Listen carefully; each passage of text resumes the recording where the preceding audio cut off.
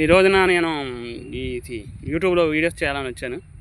దగ్గర నేను ఇన్స్టాగ్రామ్లో వీడియోలు చేస్తున్నాను. రాజు డార్లింగ్ అని 112 ఉంటుంది. దాంట్లో మీరు చెక్ చేసుకోవచ్చు. వీడియోస్ చాలా ఉంటాయి.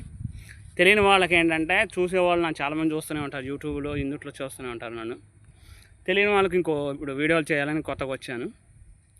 అయితే కథ ఏంటంటే ఒకతను నల్లగా ఉన్నాడు అబ్బాయి. అయితే ఆ నల్లగా ఉన్న అబ్బాయి చాలా మంచోడు.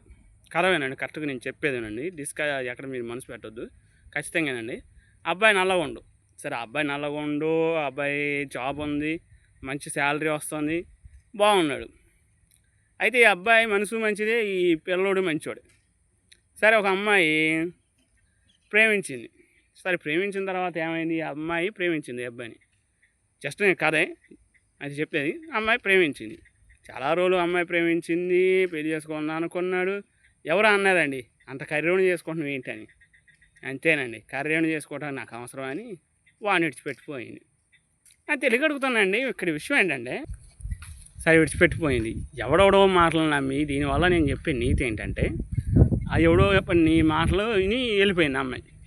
వెళ్ళిపోయిన తర్వాత ఒక ఎర్రగొండ అబ్బాయిని పెళ్లి చేసుకుంది. వీడికి జాబ్ ఉంది, అన్నీ ఉన్నాయి. సో జాబ్ ఉంది, అన్నీ బాగానే ఉండు, వాడు వెళ్ళి సెటిల్ ఉండు, బాగానే ఉండు, సెటిల్ అయ్యిండు. అయితే వీడు పెద్ద సైకో. ఆ అబ్బాయి చాలా మంచి మనసు, మంచిది. ఆ నల్లగొన్న అబ్బాయి మనసు చాలా మంచిది. వీడు సైకో. ఇక టార్చర్ పడుతుందండి. అమ్మాయిని పెళ్లి చేసుకుని కానీ కొడతాం, తిడతాం, అసలు ఏం నానాహింస పెడుతున్నాడు. ఎర్రగొండని పెళ్లి చేసుకున్నందుకు ఈ రోజున దానికి బతుకు చికాకైంది.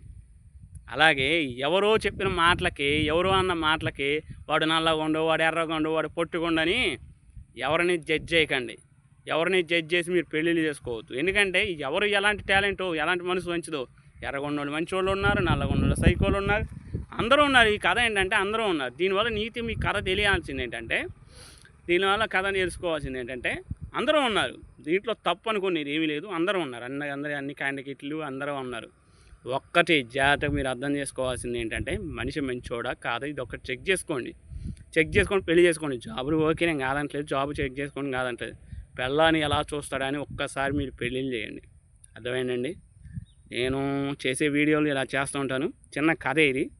నేను ఎక్కడో జరిగిన కథ కూడా అనుకుంటున్నాను నేనైతే. ఇది కథ ఒక్కసారి చూడండి, మీకే అర్థమైంది. పెళ్ళిళ్ళు చేసేటప్పుడు జాగ్రత్త. ఒక మంచి అబ్బాయికి ఇచ్చి చేయండి.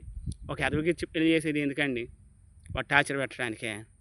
సరే, ఆ అబ్బాయిని విడిచిపెట్టేసి అమ్మాయి వచ్చేసి ఇతన్ని పెళ్లి చేసుకుంది. ఆయన కూడా మంచిగా చూసుకొని పెళ్లి చేసుకోండి. కథ అక్కడితో ముగిసింది. అబ్బాయిని మంచిగా చూసుకుంటుంది. బాయ్ అండి. జై హింద్.